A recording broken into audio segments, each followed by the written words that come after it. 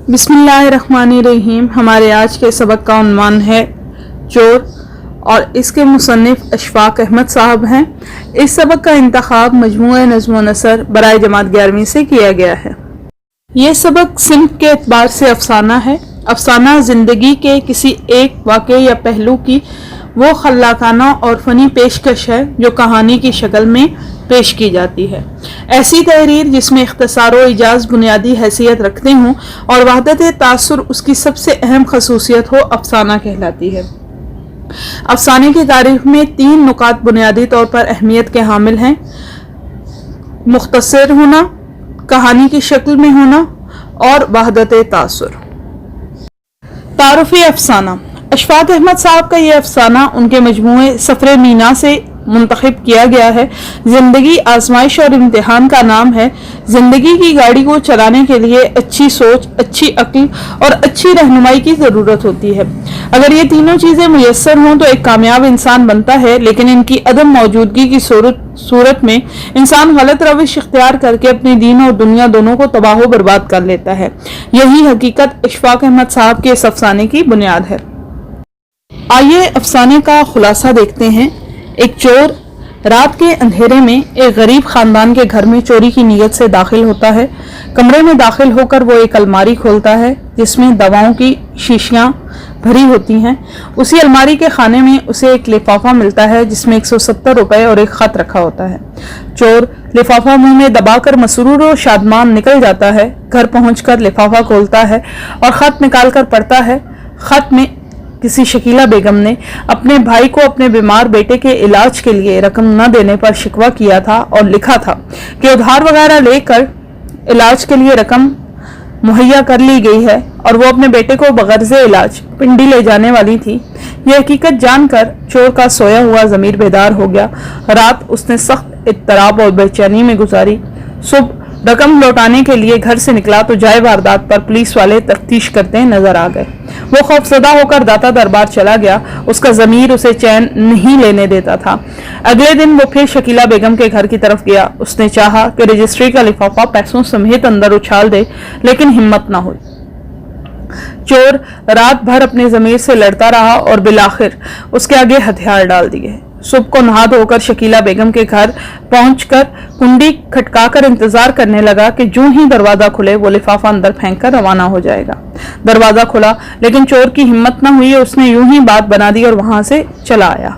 उसकी ज़मीर ने फिर उसे लानत व मलामत शुरू कर दी और बिलाखिर उसकी कुव्वत मुदाफ़ियत जवाब दे गई और उसने एक ट्रांजिस्टर रेडियो चुरा कर बेच दिया और कसूर वक्त गुजारने चला गया।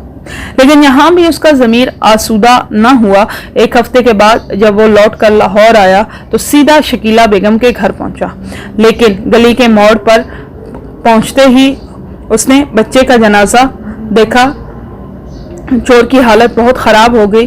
चोर ने बड़ी मुश्किल से आगे बढ़कर मैयत को कंधा दिया। बहुत से लोग बातें कर रहे थे और चोर को बुरा भला कह रहे थे, जिसने सफ़े खर्च की रकम चुरा कर बच्चे की जान ले ली थी।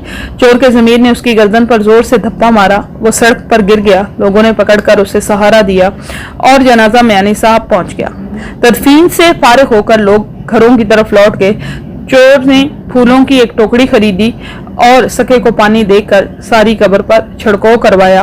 सारे फूल कब्र पर डालने के बाद वो बहुत देर तक वहां पर बैठा रहा और जब वो कब्रिस्तान से बाहर निकला तो उसने इस नेक काम की बदौलत अपने ज़मीर के बोझ को बिल्कुल ख़त्म होता महसूस किया और उस रकम को अपने ऊपर जायज़ और हलाल समझ लिया।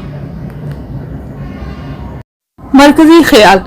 अशफाक साहब का ये अफसाना माशरे पर एक दर्दनाक तंज है। इसका मरकजी ख्याल कुछ यूं है कि कोई इंसान अपनी माँ की गोद से बदकिरदार और बुरा बनकर पैदा नहीं होता, बल्कि ये माशरे की नाहमवारियां ही हैं जो ऐसे किरदारों को जन्म देती हैं और उनको परवान चढ़ाती हैं।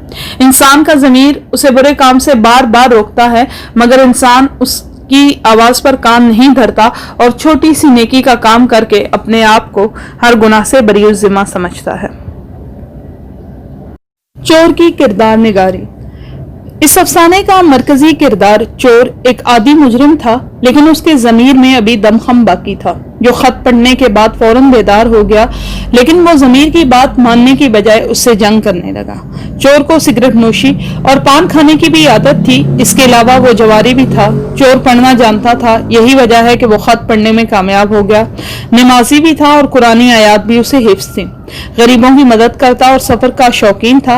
आजाद तबा और दोस्त परवर था। दरबारों पर जाया करता। चोर ने मुकम्मल तौर पर कोशिश की कि वो रकम को वापस कर दे, मगर अपनी कम हिम्मती और बुज़दिली की बिना पर ऐसा ना कर पाया। चोर हालात से भागने वाला और हालात का सामना न करने वाला इंसान था, इसीलिए शहर छोड़कर चला गया। चोर की सोच बहुत महदूद थी, इसीलिए बच्चे की कब्र पर थोड़ा सा खर्च करने के बाद उसने अपने आप को ज़मीर के बोझ से आज़ाद समझा और इस बात का इदराक किए बगैर कि वो एक कातिल बन चुका है, इस रकम को अपने ऊपर जायज़ और हलाल समझा। अशफाक अहमद साहब के हालात ज़िंदगी। अशफाक अहमद उर्दू की पहली सब के अफसाना निगार, ड्रामा नवीस, नावल निगार, मुतरज्जिम और ब्रॉडकास्टर थे।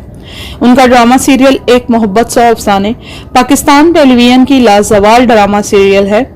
जनाब इशफाक अहमद हिंदुस्तान के शहर होशियारपुर के एक छोटे से गांव खानपुर में 22 अगस्त 1925 बरोज पीर पैदा हुए। उन्होंने दयाल सिंह कॉलेज लाहौर से 2 साल तक उर्दू के लेक्चरार के तौर पर फराइज सर अंजाम दिए और उसके बाद रोम यूनिवर्सिटी में उर्दू के उस्ताद मुकर्रर हो गए।